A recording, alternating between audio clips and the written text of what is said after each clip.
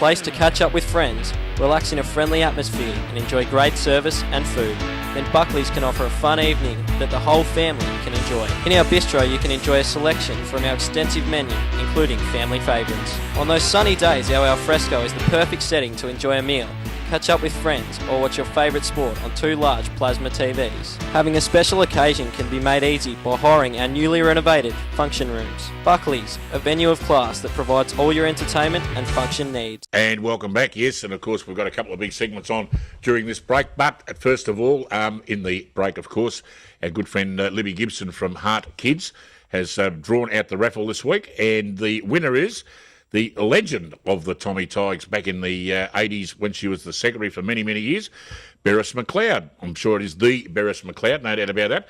And Beres, you have won a dinner for 2 at Jack Whitley's Commodore Fiend Hotel, and that's just around the corner from where you live. I know that'll be fantastic for you. So get up there and look out, get that great hospitality that Jack Whitley is renowned for.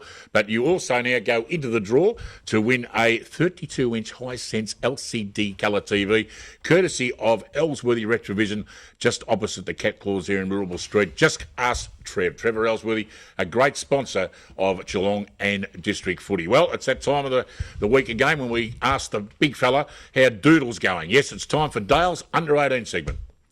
Thank you very much, Nick. Pleasure. And, very nice. I suppose the upset of the round this week was Bellpost Hill beating Inverleigh, and I suppose if it hadn't had a kick straight, they might have won it. But Bellpost Hill 6-7-43 defeated Inverleigh 4-17-41. Goal kickers for the Bellpost Hill side, Isaacs was their main goal kicker with 2 and 4 other individual kickers. Best players, McAuliffe, Symes and Mowat.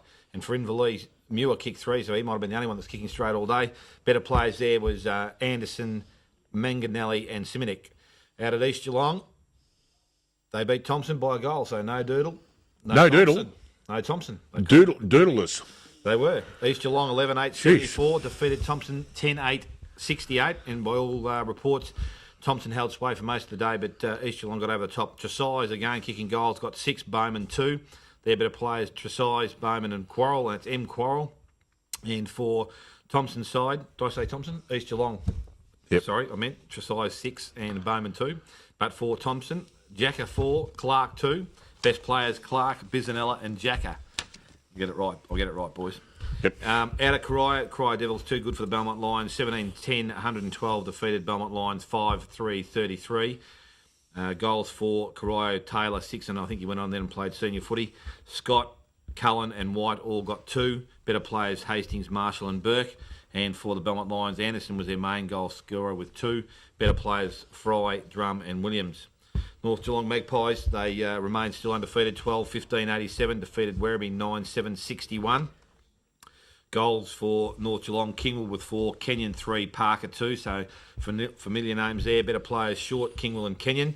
And for the Werribee side, Kevin Leary, Davis and Hickey kicking 2. Unfortunately, there's no better players supplied there. But Thompson, that's not a bad... Werribee probably the closest anyone's got to North Geelong all year. So a good result there.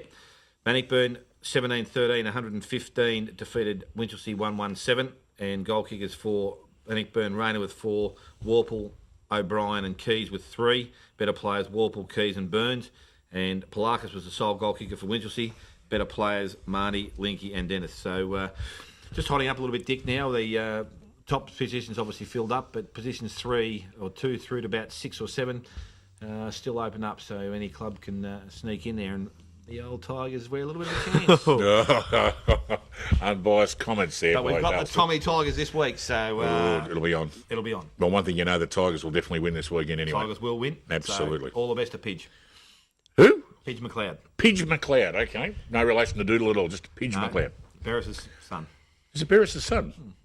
Okay, because Mum just won the dinner for 2 at the Commo, so she might take Pidge up there for dinner. As long as that's where the luck ends, that's all right. Magnificent, fantastic. So Dale will be back again next week with more news on the under-18s.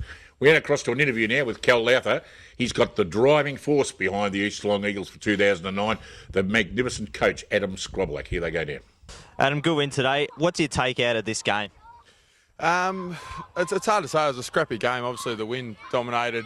Play was one way. It's plenty of scoring. The other way, it's all defensive. So it's a hard one. But we obviously got a few matchups right and things like that. So our discipline was pretty ordinary with 50-metre penalties and things like that. So there's a few things we can take out, I guess.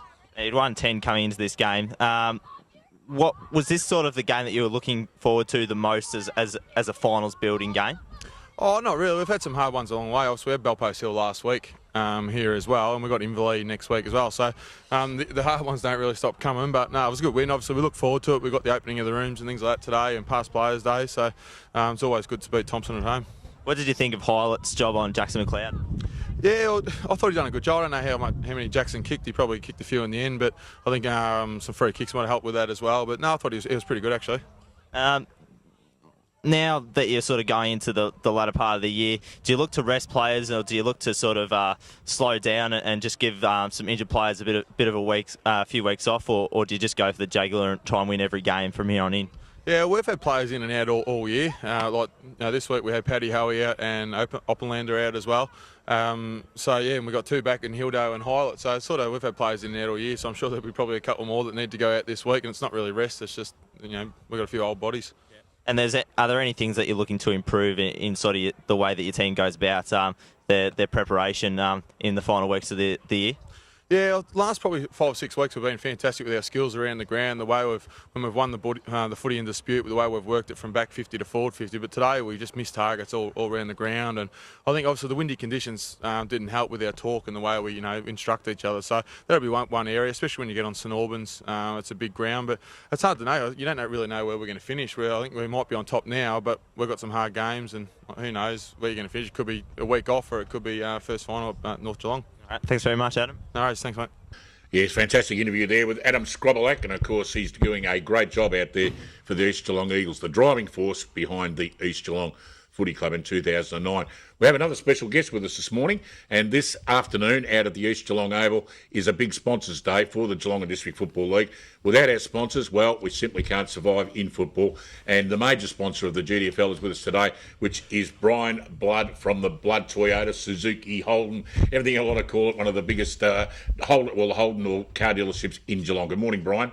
Thanks, Dick. Good morning to you as well. Great to have you on the show. Now, you mate. obviously come to Geelong with a bit of football background from Ballarat and Hamilton, is that right? That's correct. Yeah. So I played a bit of football my junior career at East Ballarat, which is now merged with Golden Point. And then I went off to uni, played for University Blues in Melbourne, and then down to Hamilton playing at the Portland Footy Club for a couple of years. But Okay. just where work took me, that's where I've been playing. You didn't play any footy in Geelong at all? You've obviously... I actually did. I actually played, talking about Adam just doing the interview just before.